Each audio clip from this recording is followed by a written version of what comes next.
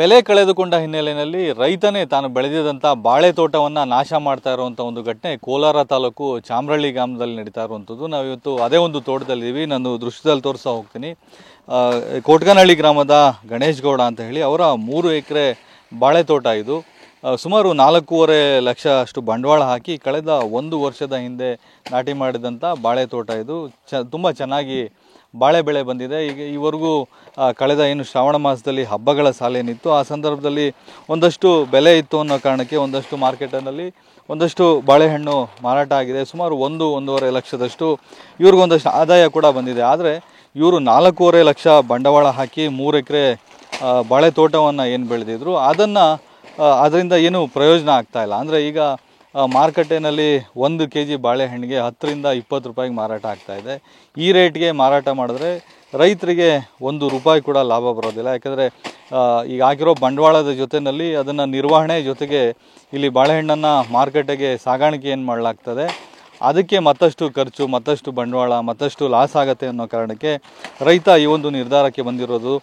ಕಳೆದ 1 ವರ್ಷದಿಂದ ತಾನೇ ಕಷ್ಟಪಟ್ಟು ಬೆಳೆದಂಥ ಬಾಳೆ ತೋಟವನ್ನು ಇವತ್ತು ತುಂಬ ಬೇಸರದಿಂದ ತಾನೇ ಇವತ್ತು ನಾಶ ಮಾಡೋ ಒಂದು ಪರಿಸ್ಥಿತಿ ಇಲ್ಲಿ ನಿರ್ಮಾಣ ಆಗಿರುವಂಥದ್ದು. ಇದಕ್ಕೆ ಕಾರಣ ಹೇಳ್ತಾ ಹೋದರೆ ಹಲವಾರು ಕಾರಣಗಳಿರ್ಬೋದು. ಆದರೆ ಇವತ್ತು ಮಾರುಕಟ್ಟೆನಲ್ಲಿ ರೈತರಿಗೆ ತಾವು ಬೆಳೆದಂಥ ಬೆಳೆಗೆ ಸರಿಯಾದಂಥ ಬೆಲೆ ಸಿಗ್ತಿಲ್ಲ ಅನ್ನೋ ಒಂದು ನೋವು ಇವತ್ತು ಈ ಒಂದು ತೋಟದಲ್ಲಿ ರೈತರನ್ನು ನಾವು ನೋಡ್ಬೋದು. ಯಾಕಂದರೆ ರೈತ 1 ಎಕರೆ ಬೆಳೆ ಬೆಳೆಯೋದಕ್ಕೆ ಎಷ್ಟೆಲ್ಲ ಕಷ್ಟಪಟ್ಟಿರ್ತಾನೆ. ಆದರೆ ಇವತ್ತು ಹಲವಾರು ನಿರೀಕ್ಷೆಗಳನ್ನು ಇಟ್ಕೊಂಡು ಬೆಳೆ ಬೆಳೆದಿರ್ತಾರೆ. ಆದರೆ ಇವತ್ತು ಅದೇ ಬೆಳೆಯಿಂದ ಏನೂ ಸಿಗಲಿಲ್ಲ, ಮತ್ತಷ್ಟು ಲಾಸ್ ಆದ್ವಿ ಅಂತ ಅಂದಾಗ ರೈತ ಸಾಕಷ್ಟು ನೋವಿನಿಂದ ಇವತ್ತು ಈ ಒಂದು ನಿರ್ಧಾರಕ್ಕೆ ಬಂದಿದ್ದಾರೆ. ಇವತ್ತು ಈ ತೋಟದ ಮಾಲೀಕರು ಗಣೇಶ್ ಗೌಡ ಅವರೇ ಇದ್ದಾರೆ, ಅವ್ರನ್ನೇ ಮಾತಾಡ್ಸೋಣ.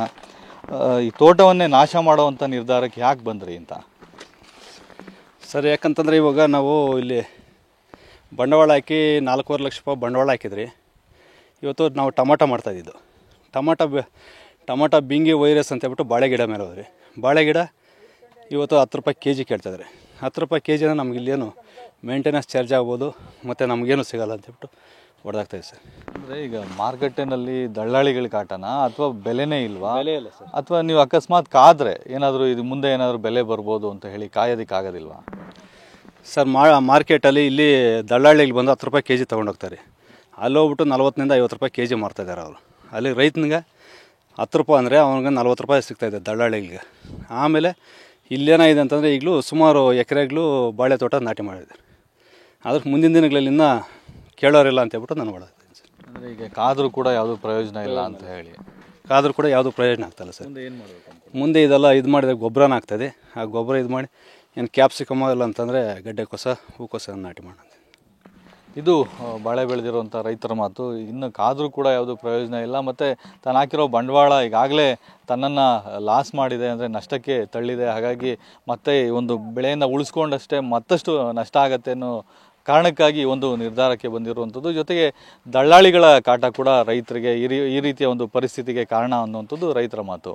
ಕ್ಯಾಮ್ರಾಮನ್ ಮಂಜುನಾಥ್ ಜೊತೆ ರಾಜೇಂದ್ರ ಸಿಂಹ, TV9 ಕೋಲಾರ.